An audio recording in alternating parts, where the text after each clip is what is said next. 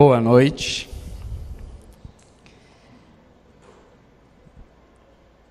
Hoje eu quero falar com vocês sobre uma das experiências mais importantes do Evangelho de Jesus Cristo, da história de Jesus, que Ele quis deixar para nós, para cada um de nós, como lembrança, como legado, como uma das experiências mais marcantes da sua palavra, do seu ensino e da sua vida. É quando Jesus Cristo nos apresenta quem é Deus, o Deus que Ele nos convida a compartilhar com Ele. Eu queria que você lesse comigo um texto que vai aparecer aqui, em Mateus. Eu vou ler, você acompanha também no telão. O texto de Mateus capítulo 6, em que Jesus Cristo está dizendo o seguinte: quando vocês orarem, não sejam como os hipócritas, porque eles gostam de ficar orando em pé nas sinagogas e nas esquinas, a fim de serem vistos pelos outros. Eu lhes asseguro que eles já receberam a sua plena recompensa. Mas quando você orar, vá para o seu quarto, feche a sua porta e ore ao seu Pai, que está em secreto. Então o seu Pai que vê no secreto o recompensará. Quando vocês orarem, não fiquem sempre repetindo a mesma coisa, como fazem os pagãos, porque eles pensam que pelo muito falarem serão ouvidos. Não sejam iguais a eles, porque o seu Pai sabe do que vocês precisam antes mesmo de o pedirem. Vocês orem assim: Pai nosso que estás nos céus, santificado seja o teu nome, venha o teu reino, seja feita a tua vontade, assim na terra como no céu. Dá-nos hoje o pão nosso de cada dia. Perdoa as nossas dívidas assim como perdoamos aos nossos devedores. Não nos deixes cair em tentação, mas livra-nos do mal. Porque teu é o reino, o poder e a glória para sempre. Amém. Pois se perdoarem as ofensas uns dos outros, o Pai Celestial também lhes perdoará. Mas se vocês não perdoarem uns aos outros, o Pai Celestial não lhes perdoará as ofensas. Nesse trecho eu encontro Jesus Cristo ressignificando uma experiência muito antiga, humana, muito própria do seu povo, o povo de Israel, que durante séculos se relacionou com Deus, baseado em tudo aquilo que assimilava e aprendia sobre como é que Deus se expressava e o que é que Deus falava sobre si mesmo na história. O contexto por trás dessa passagem, desse momento da vida de Jesus, é uma religiosidade que se relacionava com Deus a partir de um distanciamento muito grande, de uma relação com um mistério inacessível. Desde toda a antiguidade, há muito tempo, todos os judeus, o povo que vai dar origem à vida de Jesus e à história que nós estamos lendo aqui, é um povo que está acostumado a acreditar que Deus, além de muito distante, além de inacessível em sua majestade, em sua glória, Ele também causa um grande temor e grande medo sobre aqueles que o seguem. Havia, por exemplo, um dos mandamentos, nos 10 mandamentos que a gente encontra no Antigo Testamento, que criava a noção de que a gente deveria ter bastante temor, medo, receio de Deus. Isso era o que o povo interpretava e assim que o povo compartilhava a sua interpretação e a sua maneira de enxergar. E esse texto lá no Antigo Testamento, nos 10 mandamentos, vai dizer que nós não podemos usar o nome de Deus em vão. Essa construção que gerava no povo um receio muito grande, um medo muito grande de lidar com Deus, fez inclusive com que eles nem pronunciassem o nome de Deus. Os historiadores, os antigos, vão dizer que a primeira vez que Deus, na história judaica, na Bíblia, no Antigo Testamento, se revela dizendo o seu nome, é quando Moisés, que tinha sido desafiado por Deus, ordenado por Deus para libertar o povo de Israel do Egito, quando ele pergunta para Deus: mas quem é você? Qual é o seu nome? Quando eu falar para o povo de Israel que o Criador, o Senhor, me mandou ir até eles, qual é o seu nome? E nós recebemos o texto bíblico que nos conta que naquele momento o Senhor disse: eu sou. Diga que o eu sou mandou você libertar o povo de Israel da escravidão do Egito. O eu sou. Essa expressão que veio a ser considerada o nome revelado de Deus, o Deus de Israel, ela foi perdida como pronúncia no decorrer do tempo, justamente porque sobre aquele povo pesava um temor muito grande de usar o nome dele em vão. Usar o nome de Deus em vão para essas pessoas, para essa realidade religiosa, se tratava de pronunciar inadvertidamente, num momento descuidado, o nome de Deus. A gente conhece um pouquinho essa expressão histórica, esse contexto, a gente conhece um pouquinho quando a gente lida e quando a gente tem lembranças das histórias em família, das conversas em família, que não raras vezes alguém nos dizia: não fala o nome de Deus em vão, meu filho. Não era assim? A gente estivesse num momento de descontração e leveza em casa e falasse em Deus, logo alguém nos advertia de: não fale o nome de Deus em vão. E essa construção religiosa de medo de Deus ao ponto de sequer falar seu nome, essa ideia religiosa de que o respeito a Deus se dava por comportamento, por uma atitude tão cuidadosa, tão meticulosa, que inclusive previa não sequer falar o seu nome, sequer pronunciar o seu nome para não correr esse risco.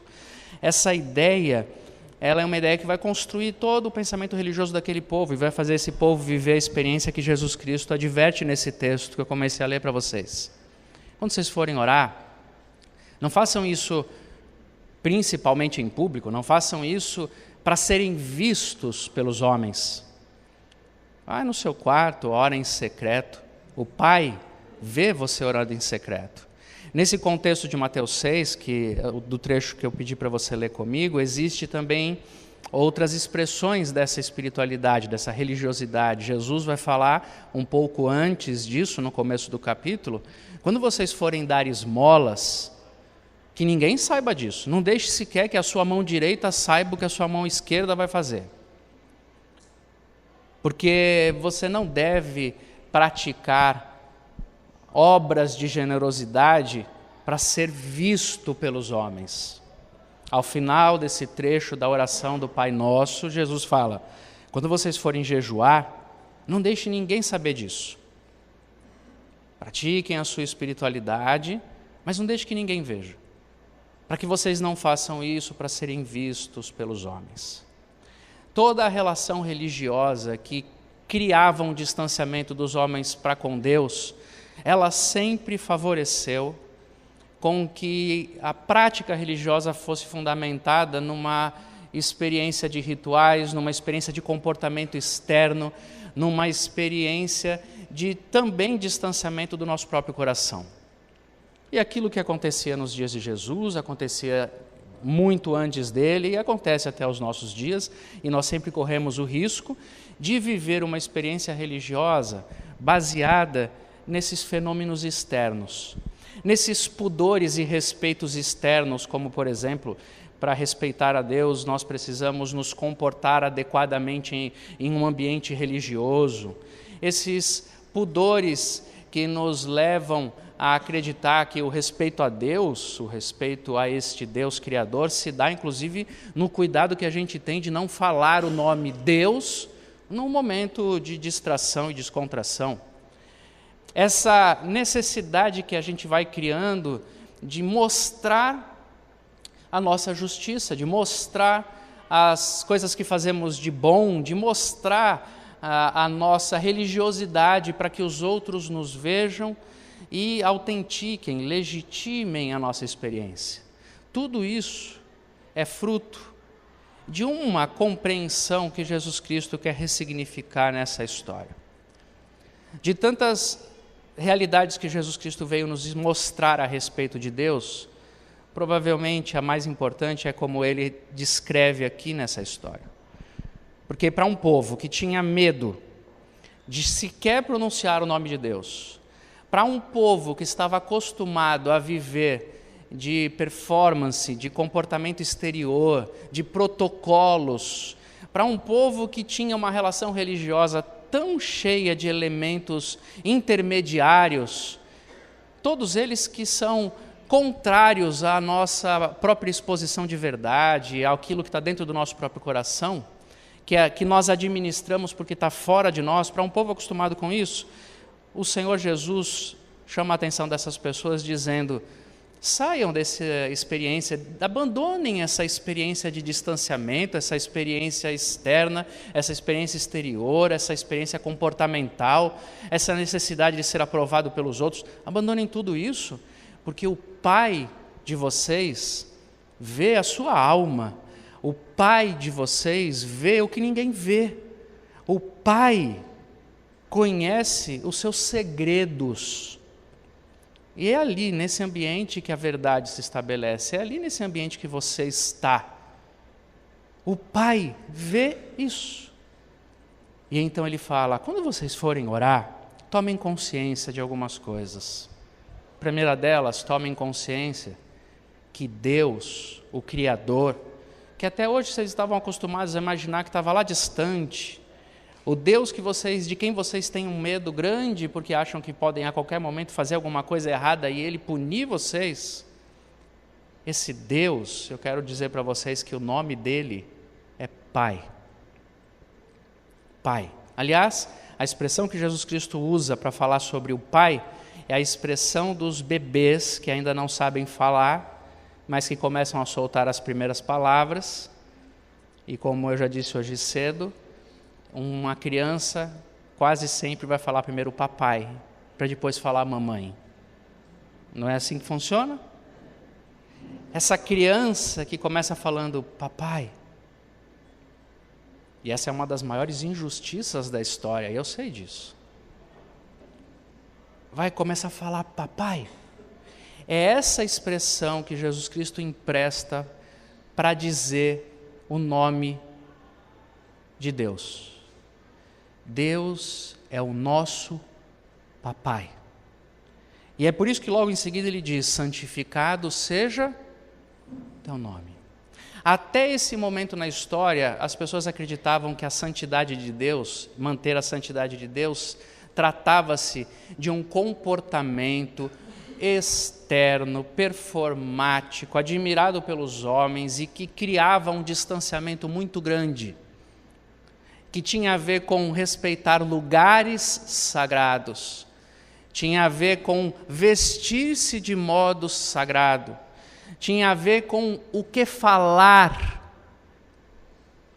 Fico imaginando, às vezes eu conheço pessoas, e já vivi isso, obviamente, quando era mais novo e no começo da minha experiência com o Evangelho, eu conheço pessoas que passam a vida hesitando a fazer uma oração, a conversar sobre Deus, a se expor. Você conhece assim, a gente é assim muitas vezes, a gente vive em ambientes assim. Agora você tenta imaginar num ambiente religioso em que as pessoas eram o tempo inteiro ensinadas de quê? Cuidado com o que você fala. Se você falar o nome de Deus em vão, um ambiente de medo. Até aquele momento da história, o Deus apresentado era o Deus do medo, do distanciamento, o Deus que esperava que a gente se comportasse de um jeito público. Tudo errado. Esse não é o Deus verdadeiro. Jesus Cristo se aproxima dos seus seguidores e fala: Deus é papai.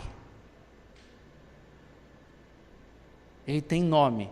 E a maneira de santificar seu nome é viver com ele uma relação afetiva, uma espiritualidade amorosa, uma espiritualidade de confiança.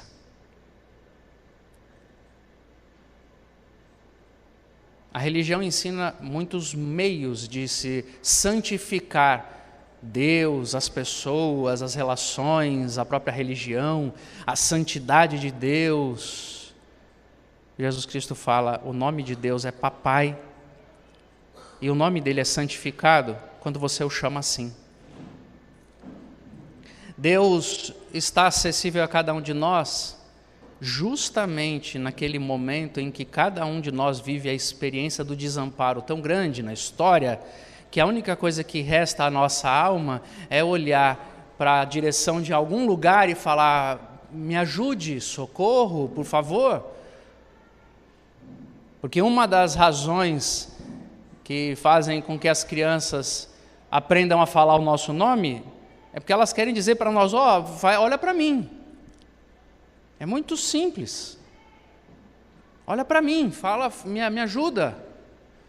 A nossa alma vive de vez em quando essa experiência de desamparo tão grande que a gente precisa olhar e a gente não tem pudores, a gente não tem o que falar. Você já imaginou como é difícil? Eu sei que como é complicado uma religiosidade que determina palavras certas para se orar, linguagem certa para se orar, que a gente tem que ter tantos pudores. Amigo, na hora do desespero, você não precisa nem falar, inclusive. Você reparou na leitura que nós fizemos desse texto que Jesus fala, quando você for orar, não fique com aqueles longos discursos para que todo mundo ache bonito. Que olha, a sua oração não precisa ser vista pelos homens. Você, quando for orar, vai para o seu quarto, feche sua porta, ore no segredo da sua alma, porque naquele momento Deus vê a sua oração.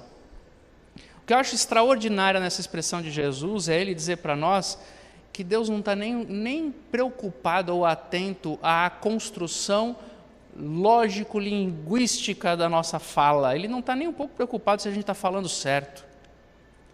Há pessoas que ficam temerosas na sua experiência inicial religiosa ou experiência cristã e que ficam pensando, mas como é que eu vou orar a Deus? Eu não sei nem o que falar.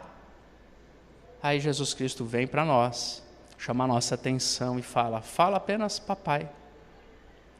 Chama Ele. Pede socorro. Abra o seu coração. Diga que não está dando.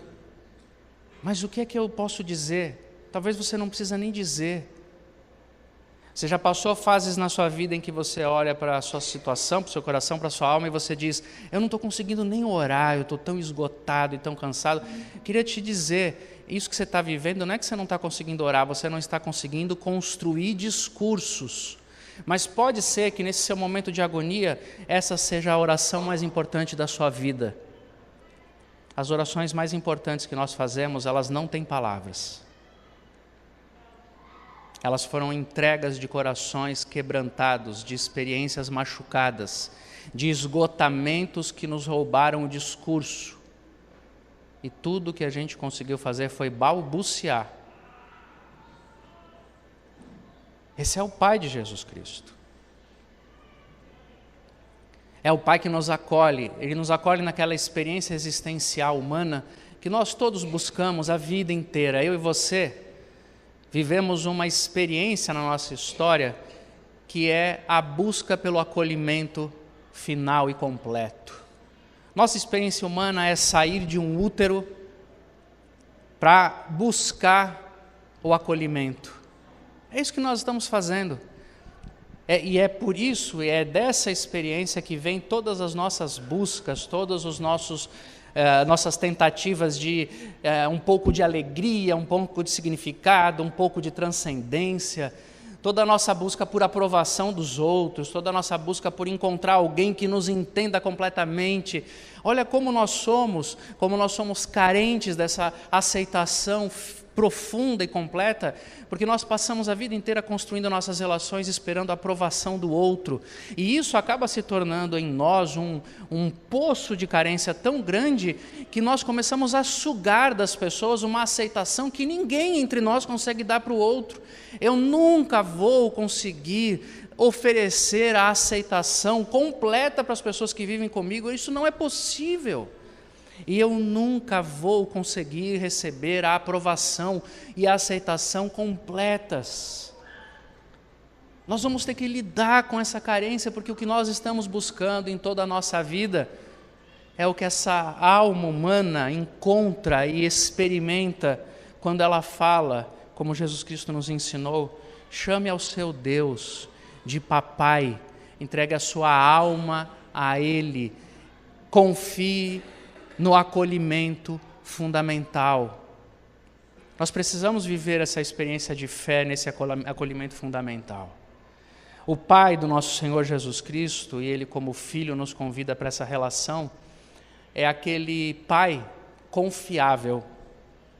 Jesus continua dizendo na oração do Pai Nosso que nós lemos: o seu nome é Pai, Papai, santificado seja o seu nome nessa nossa relação. Venha a nós aqui na terra o teu reino, e que seja feita aqui na terra a sua vontade, do mesmo modo que ela acontece nos céus. Esse pedido de Jesus, essa oração que na verdade é uma constatação de quem é o Pai dele, é uma constatação também das mais importantes para a nossa alma, porque ela está fundamentada numa relação de confiança. O que Jesus Cristo está dizendo aqui é que o Pai que Ele nos apresenta é um Pai que faz aqui na terra aquilo que Ele faz no céu. É um Pai que manifesta o seu reino entre nós, assim como esse reino é na eternidade. É um Pai que não vive, não é habitado, não sofre as síndromes que eu e você sofremos nas nossas limitações humanas, porque Ele não é dúbio, Ele não está em cisão, Ele não tem ruptura dentro dele mesmo. Ele é o Pai que aquilo que fala, faz. Ele é o Pai que é numa realidade e também é na outra. Quando Jesus Cristo vai falar, e quando o Novo Testamento trabalha com esse conceito de céu e terra, reino dos céus e reino dos homens, ele está falando sobre as duas dimensões que nós, pela fé, acreditamos que existem. A dimensão do tempo, da história, da nossa vida, da nossa passagem por essa história aqui, e a dimensão da eternidade, que é fora do tempo, que é fora das nossas limitações físicas, que é para além de todas as coisas, que era antes e será depois, que é de onde viemos, porque viemos de Deus, e é para onde retornaremos, porque para Ele retornaremos. Que é o que traz o significado para a alma humana continuar buscando alguma coisa mais profunda e maior do que as suas contingências históricas. A vida não pode ser só isso, eu e você vivemos dizendo isso. A vida não pode ser só isso, a vida deve ter mais coisa, e a vida tem. A vida tem, a nossa alma é. Nós somos seres eternos, passando por uma experiência histórico-temporal. A nossa alma, ela carrega noções de saudades melancólicas de uma realidade que a gente ainda não viu, porque nós somos seres de fora do tempo. É por isso que os teólogos no Novo Testamento, no Antigo Testamento também, mas especialmente no Novo Testamento, vão falar para nós que Deus, antes da fundação do mundo, já fez, já agiu, já criou, já redimiu. Antes de todas as coisas virem a se tornar concretas, elas já eram eternamente. Coisas que nós podemos ficar elucubrando e tentando entender, mas só vamos conseguir experimentar um dia. E um dia eu e você, quando estivermos eternamente na presença do Senhor, após a nossa morte física aqui na história, nós vamos encontrar, nós vamos ter contato com essa dimensão tão profunda e inesgotável, e vamos ser esclarecidos e vamos ver que o sentido da nossa alma sempre foi esse. É por isso que eu e você estamos sempre buscando aquilo que não está acessível para nós. É por isso que a gente está sempre insatisfeito, é por isso que a gente não se conforma com a vida como ela é. É porque é verdade mesmo, eu e você não fomos criados só para isso, apenas para isso. Tem muito mais. E aí Jesus Cristo fala, o Pai, que é o Rei eterno, o Pai que é da eternidade, o Pai que faz o seu reino funcionar na eternidade, também faz funcionar na história. Podem confiar. Esse Pai não é esquizofrênico. Esse Pai, Ele não é alguém que fala uma coisa e faz outra.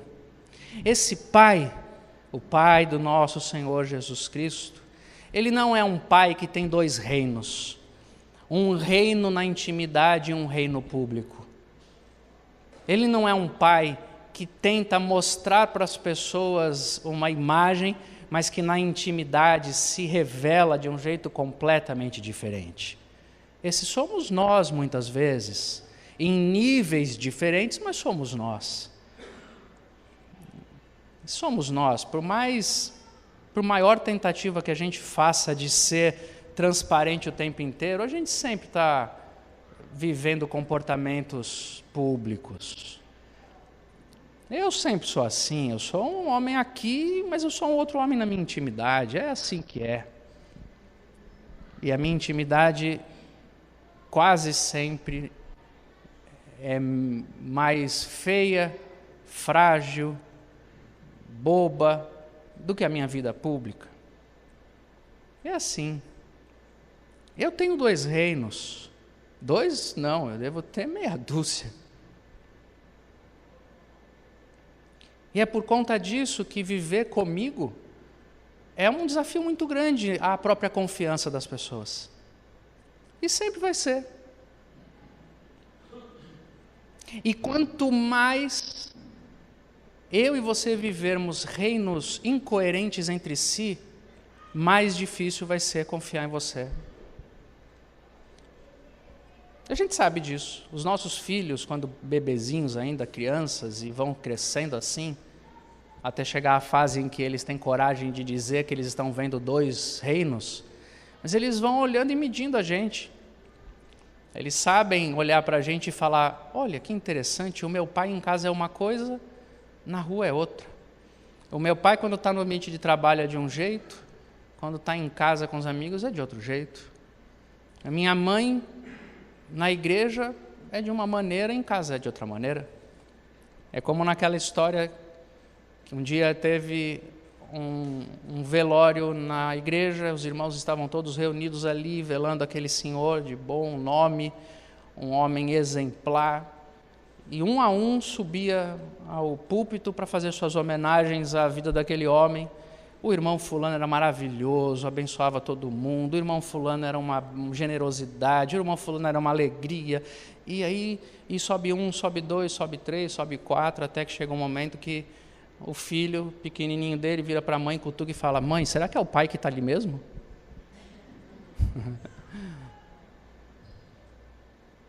Entende? A gente sabe disso. E nós, porque vivemos relações com seres humanos limitados, nós fomos sendo desafiados e fomos vivendo perdas consideráveis das nossas relações de confiança. E confiança é algo que, quando quebrado, para restaurar, exponencialmente é um trabalho maior. É assim que nós vamos vivendo. E não tem algo pior do que viver uma relação com Deus baseada na desconfiança.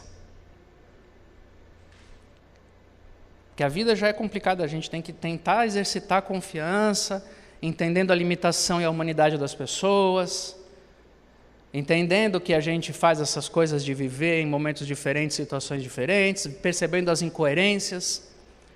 Mas cada um de nós precisa ter um ambiente espiritual de confiança completa em Deus, porque senão fica muito difícil viver. O que Jesus Cristo está falando é, o Pai é confiável. O que Ele é lá, Ele é aqui.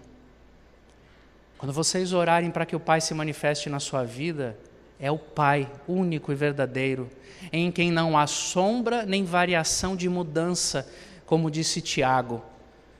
Puxa vida, como isso é importante para a gente entender. Essa é uma das coisas que eu mais tenho dificuldade pessoal para entender no meu olhar para Deus. Deus é aquele em quem não há sombra nem variação de mudança. É aquele que prometeu e vai cumprir. Isso é tão forte para Jesus que nesse texto de Mateus ele fala, não fiquem repetindo para Deus todas as coisas, porque Deus, o Pai, sabe o que vocês precisam.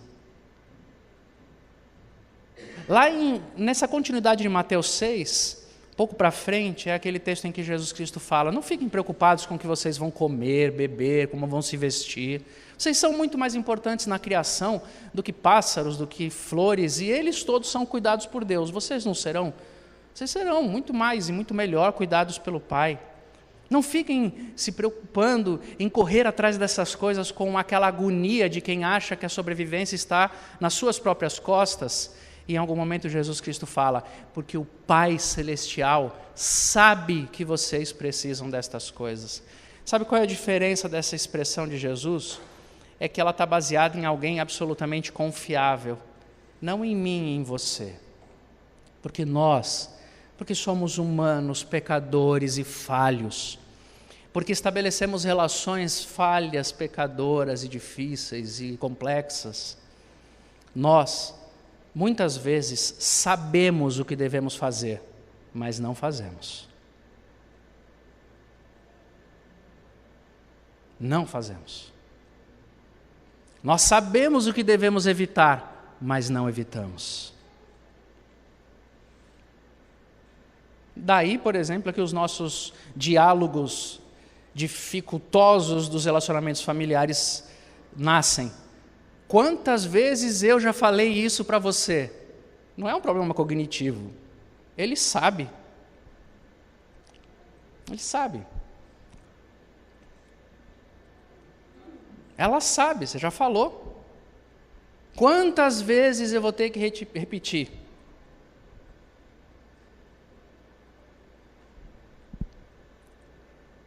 E aí o outro lado que recebe essa demanda fala: não adianta você falar, eu já ouvi, eu sei o que você está falando. E a constatação mais difícil da vida é: então por que não faz? Porque eu não quero.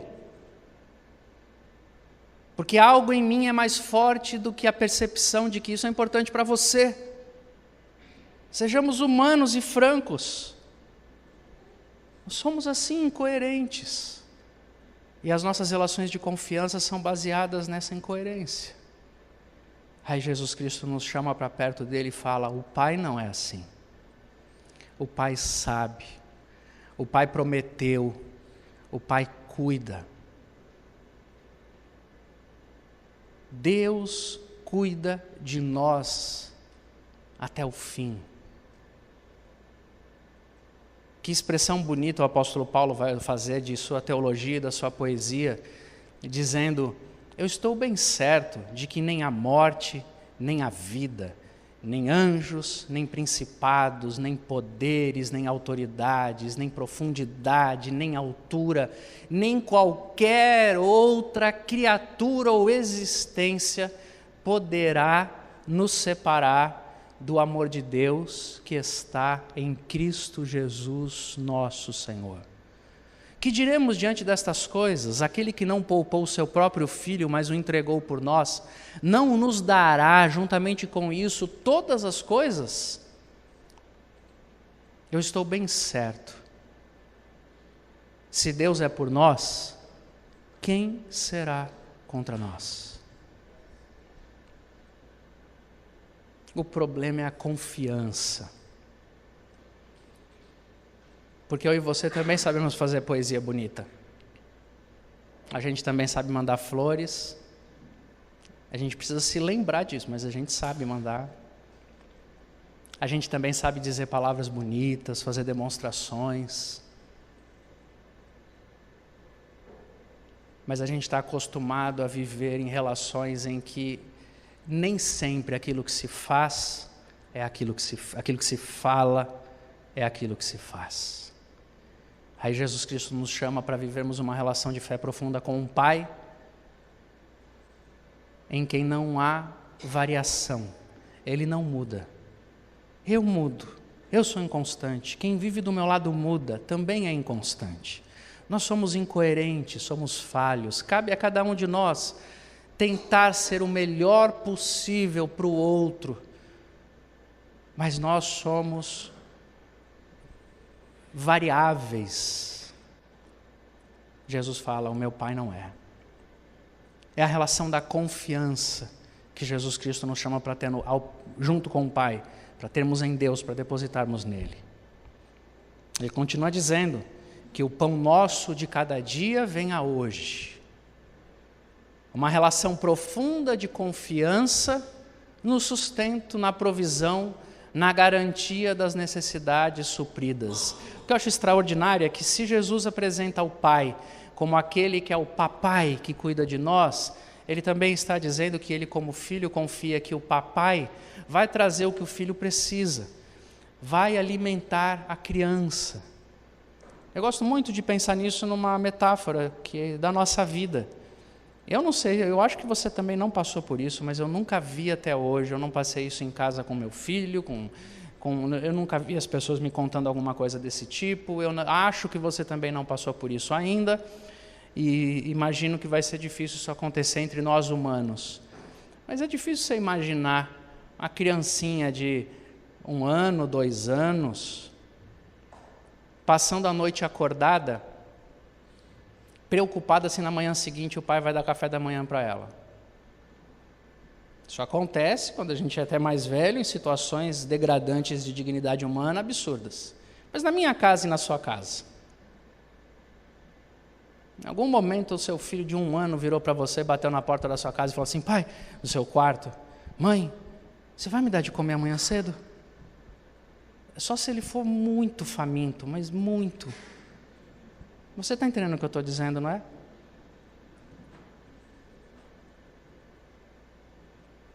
Existe estabelecida uma relação de confiança de que vai ter. Quando é que nós perdemos isso? Quando essa relação de confiança vai acabando e nós vamos perdendo a ideia de que o nosso sustento, a nossa provisão vem do Senhor.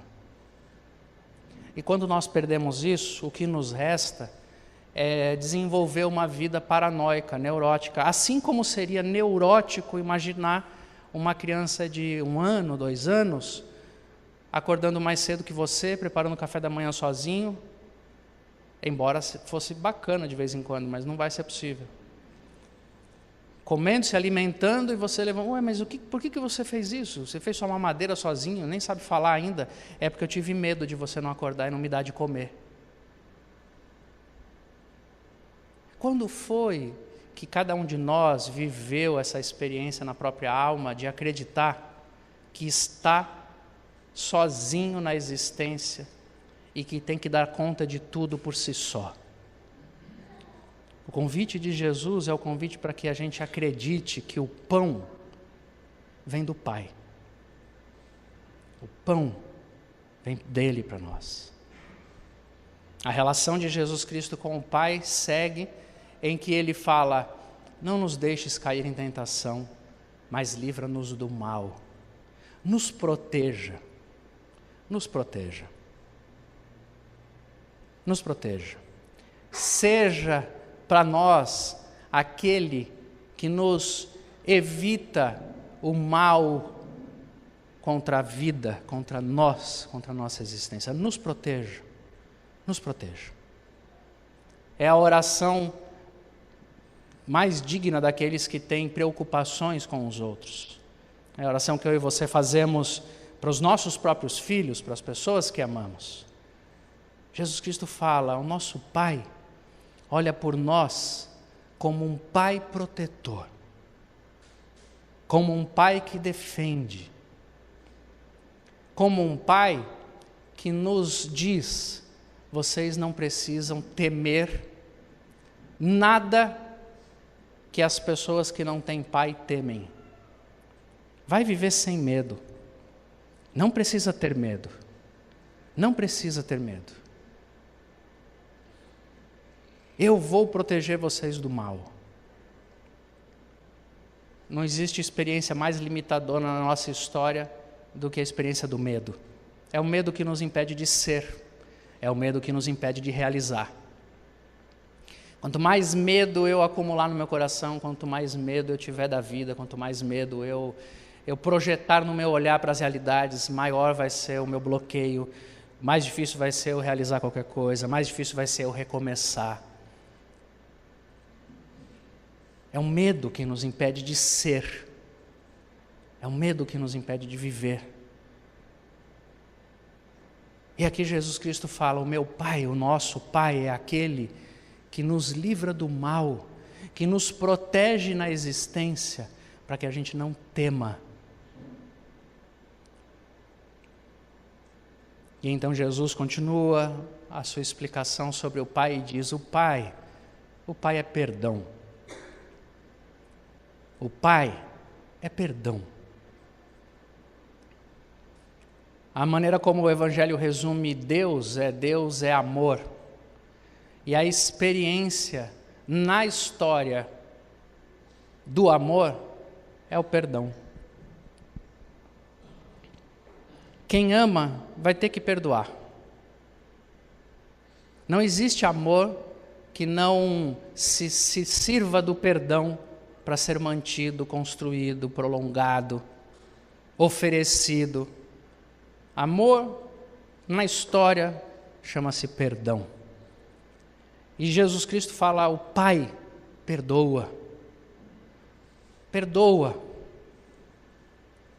O Pai recebe de volta os filhos que se vão, como na parábola que Jesus Cristo contou dos 2 filhos que se perdem, mas um é quem vai embora e precisa voltar e pedir perdão, e o Pai recebe de volta. Porque, aliás, aquela parábola que a gente conhece como a parábola do filho pródigo, ou a parábola do filho perdido, e no título dela, que esse título não é o texto bíblico, mas é um título que nós, homens historiadores, colocamos no decorrer do tempo, ele é um título que às vezes nos engana, nos deixa algo muito importante desapercebido. Que é uma história que conta de 2 filhos que se perderam, um filho que se perde da casa do pai e o filho que se perde longe dele. O filho que se perde longe do pai é aquele que vai viver a sua vida de modo irresponsável. E quando ele perde tudo, ele cai a ficha, o que cai a ficha nele é: o meu pai é bom, eu vou voltar para minha casa e dizer para ele que eu errei.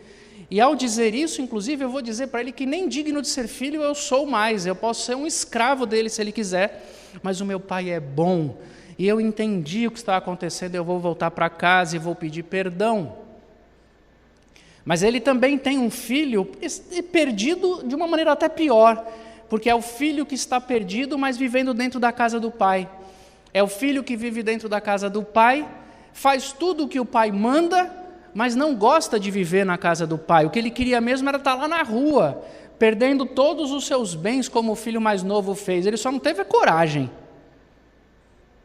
É o filho que passou a vida inteira na casa do pai, na proximidade religiosa, trabalhou um bocado, e quando chegou ao final da vida falou: eu fiz tudo para o Senhor e eu não ganhei nada. E esse menino que voltou e tinha perdido tudo, o Senhor dá uma festa para ele. Os 2 estão perdidos. Os 2. E aquele que se perde longe e volta para casa entende a expressão mais importante da existência: o Pai perdoa. Meu querido e minha querida, ou Deus nos perdoa ou não há possibilidade de a gente existir.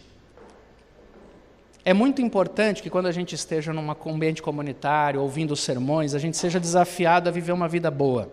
É isso que eu e você somos desafiados aqui semanalmente. É assim que a gente é desafiado nas mensagens e nas leituras que a gente faz no decorrer da vida.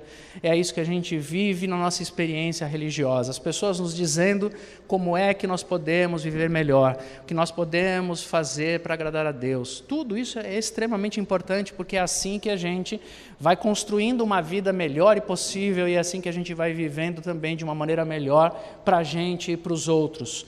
Mas uma coisa que você nunca pode se esquecer é que você vai precisar que Deus te perdoe. Hoje e sempre. Deus perdoa.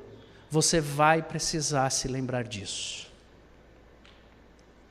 Ele nos recebe de volta. Ele é o Pai que recebe de volta o seu filho. Acho extraordinário naquela parábola do filho pródigo que quando o filho volta para casa, com um discurso pronto para dizer para o pai: pai, eu errei, eu não quero nem mais ser seu filho, eu posso ser um escravo seu. O pai não deixa ele terminar o discurso, o abraça, beija, coloca nele um anel familiar, com brasão da família que somente os filhos têm. Pede para pegar suas roupas que haviam sido guardadas, roupas que demonstram que ele é seu filho. O beija e manda prepararem uma festa. E não deixa o filho nem terminar o discurso. Porque o pai perdoa. É tão extraordinário que naquela parábola, Jesus Cristo apresenta um pai que quando o filho volta, ele nem fala aquelas coisas que a gente às vezes está esperando poder falar para alguém que foi embora. Eu te disse, não te disse? Eu disse que você ia quebrar a cara. Eu disse que você ia se arrepender. Agora vem aí, todo arrependidinho, me pedir ajuda. A gente prepara essas coisas, não é? O Pai do nosso Senhor Jesus Cristo só perdoa. Não cobra, não julga, não joga na cara, não passa a história como um filme na sua cabeça para você ficar constrangido. Ele perdoa, porque a expressão que Jesus Cristo usa é: o filho que estava morto voltou à vida. Só existe vida com perdão. E eu e você vamos ter que ser perdoados sempre.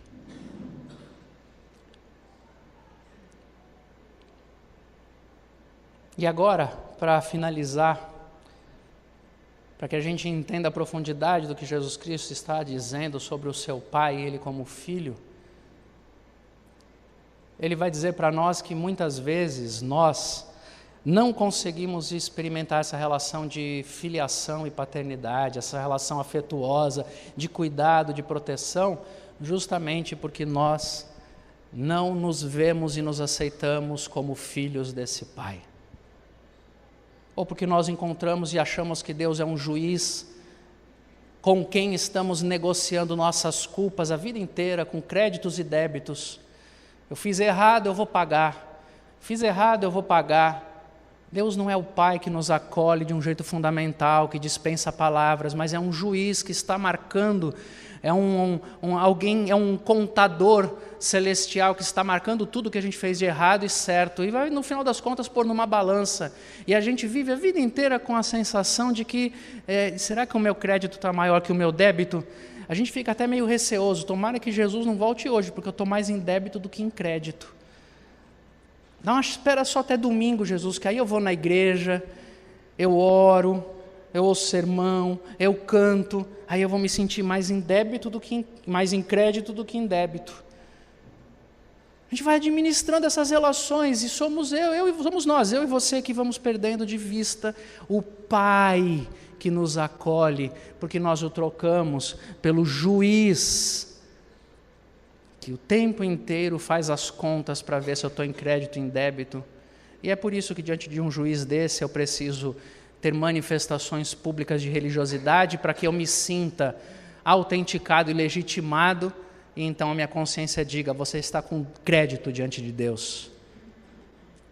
A gente deixa de experimentar a Jesus Cristo, ao Pai de Jesus Cristo como nosso Pai, porque se o Pai de Jesus Cristo é um Pai coerente, que tudo que Ele fala, Ele faz, aí eu tenho que pensar bem se eu quero mesmo que Ele faça na minha vida tudo aquilo que Ele fala que Ele é e que Ele faz.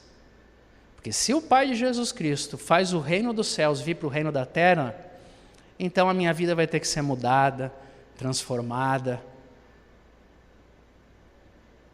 porque Ele é coerente. A bondade de Deus é uma bondade que vem para mim, mas que se expressa através de mim. A justiça de Deus vem sobre mim, me acolhe, mas tem que se expressar através de mim para os outros. Será que eu quero ser o filho desse Pai, que expressa esse Pai na terra? O que eu quero do reino de Deus? O Evangelho é a mensagem que diz para nós que Deus não é aquele gênio da lâmpada que fica atendendo os nossos pedidos, mas Ele é o Pai que chega até nós com o seu reino e espera, deseja que o seu reino seja expressado e manifestado através da nossa vida. É por isso que muitas vezes a gente não conhece essa relação com o Pai amoroso, porque a gente não quer o reino dele. a gente quer só algumas coisas dele, mas não o reino dele.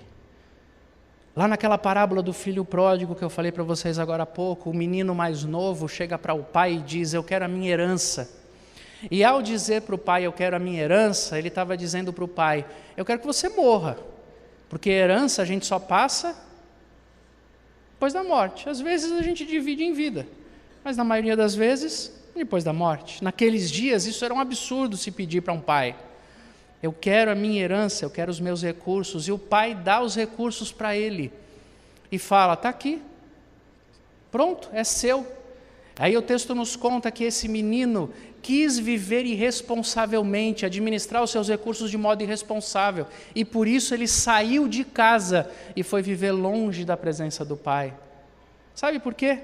Porque muitas vezes nós fazemos isso. Eu quero os recursos de Deus, mas eu não quero a presença de Deus me dizendo como é que eu tenho que viver na vida. Eu quero o meu reino com os recursos de Deus. É isso que fizemos como raça humana, é assim que fazemos o tempo inteiro. E por isso perdemos a oportunidade de viver uma relação com o Pai. E muitas vezes tentamos fazer de Deus o nosso empregado, que resolve os nossos problemas e satisfaz as nossas necessidades. Eu não sei se eu quero viver essa experiência de filiação que Jesus Cristo mostra com o próprio Pai. Porque se o Pai é nosso, o pão que Ele dá também é nosso. A gente só pode chamar Deus de Pai se a gente chama quem está do nosso lado de irmão. O pão que vem não vem para mim, o pão que vem, vem para nós. O pão que vem para mim só vem de Deus se é nosso. Se for só meu, não veio de Deus, vai me fazer mal, vai me descaracterizar, vai me desumanizar. A ênfase de Jesus é: o Pai que é nosso nos dá o pão que é nosso. Chamar Deus de Pai é necessariamente olhar para o lado e chamar os seres humanos e sua humanidade de irmãos. É nos olhar desse jeito nessa comunidade, nessa coletividade. E o Deus que perdoa, perdoa completamente, perdoa sempre. Que tanto vamos precisar dele, do seu perdão. Ele diz assim, para finalizar na história de Jesus: o Pai perdoa, mas você só vai experimentar o perdão do Pai se você perdoar também. Se você não perdoar, você não sabe o que é o perdão do Pai. É como se Jesus estivesse dizendo para nós o seguinte: a maneira como Deus determinou que as experiências espirituais da nossa vida vão acontecer é através da maneira como nós entregamos para as outras pessoas aquilo que queremos receber de Deus. Você só experimenta Deus na maneira como você se relaciona com as outras pessoas. Deus perdoa, mas você nunca vai saber o que é perdão de Deus se você não estiver disposto a perdoar os outros. Como se Deus dissesse assim: eu amo, perdoo, sustento, cuido, protejo. Faço isso completamente, mas vocês, na história de vocês, só vão experimentar isso quando vocês oferecerem para os outros. Isso é experiência de fé. Eu creio que antes da fundação do mundo, tudo já está definido, determinado, feito, tratado, considerado, resolvido. Mas eu creio que na minha vida e na sua vida, a gente só experimenta Deus quando a gente oferece para os outros aquilo que a gente precisa receber. E o perdão é assim. Porque quando eu determino que há pessoas na minha vida e na minha história que não recebem o meu perdão, para quem eu não posso liberar o meu perdão, gente que eu acumulo, contra quem eu acumulo angústia, desejo de que sejam pagas os malefícios que me foram causados, Pessoas que eu vivo a vida inteira esperando que, de alguma maneira, elas paguem na vida aquilo que elas me fizeram. Enquanto eu vivo a vida assim, eu estou dizendo para mim mesmo, ainda que inconscientemente, que existe limite para o perdão. E se existe limite para o perdão, eu também estou nesta relação limitada. É isso que minha consciência vai dizendo para mim mesmo. Só experimenta o perdão de Deus quem oferece perdão para o outro. Só experimenta a provisão de Deus quem abre a sua mesa e chama muito mais gente para comer junto. Porque existe uma diferença entre provisão de Deus e recursos sobrando na mesa. Tem muita gente, muitos de nós que temos recursos, mas você acorda e vai dormir todos os dias acreditando que foi você que fez aquilo. E aí a sua vida é um grande problema, a minha vida também é um grande problema, porque se fui eu e você, os únicos responsáveis pelo carro que a gente tem, pela casa que a gente tem, pela comida que a gente come, pela viagem que a gente faz, eu e você temos que dormir com muito medo mesmo toda noite. Fui eu e você que fizemos isso? Então eu quero te dar uma notícia. Com a instabilidade de uma entidade chamada mercado, essa semana vai ser difícil para você. Não é profecia, não. É você, sou eu, quem dou conta, é você quem dá conta de cuidar de toda a sua provisão? Então eu queria dizer uma coisa para você, pegue tudo e guarde mesmo. Use só para você. Que aliás, inclusive, você tem tudo porque você mereceu, não é? Eu mereci, por isso que eu tenho tudo que eu tenho. Se as pessoas tivessem feito por merecer, também teriam. É assim que você pensa? Então eu vou dizer uma coisa para você, você tem todo motivo para não dormir essa noite. Você tem todo motivo para ficar muito preocupado. Porque tudo depende de você. Depende da sua competência, depende da sua rede de relacionamentos, depende do governo, depende do mercado. Tomara que ninguém perca o emprego aqui, por quê? Essa não é a provisão de Deus. Você pode até ter recursos na sua casa, mas todos os dias, quando você olha no espelho, esses recursos dizem para você: qualquer hora eu posso ir embora. Você morre de medo. E se você não tiver amanhã, e se você não puder mais viajar, e se você não tiver como guardar para o final da vida, e se você não tiver, é claro que você tem que ter medo, foi você que conquistou. Jesus Cristo nos chama para outra experiência e fala: abra sua mesa, convide gente para comer com você. Como quem tem consciência de que o pão que é nosso vem do Pai que é nosso. Ele vai me sustentar, não importa como seja, nem de que jeito seja. Quem cuida de mim é Ele, quem cuida de mim é o meu Pai. Se é nesse trabalho ou é em outro, se é com esta mesa ou é em outra, isso é de menos. É por isso que eu posso viver a relação do pão que é nosso. É por isso que a gente às vezes não entende Deus como provedor da nossa vida, porque a gente acha que se banca sozinho, e quem se banca sozinho não pode ficar chamando ninguém para a mesa não, porque vai faltar depois. Somente quem confia que é Deus quem dá o pão é que sabe a alegria da multiplicação e da generosidade. No reino de Deus, meu querido, na mesa do Pai, nunca fica com menos quem dá do que tem. Nunca. Nunca. Dizia Davi: eu nunca vi um justo mendigar o pão. Nunca. No reino de Deus, nunca fica com menos quem dá do que tem para os outros. Nunca fica com menos quem chama o pão de nosso e não de meu. Eu quero experimentar a relação com o Pai do nosso Senhor Jesus Cristo, com toda a bênção e todo o cuidado e todo o afeto e também a imensa responsabilidade que é ser chamado seu filho no meio da minha geração. Que Deus nos abençoe e que assim seja. Amém?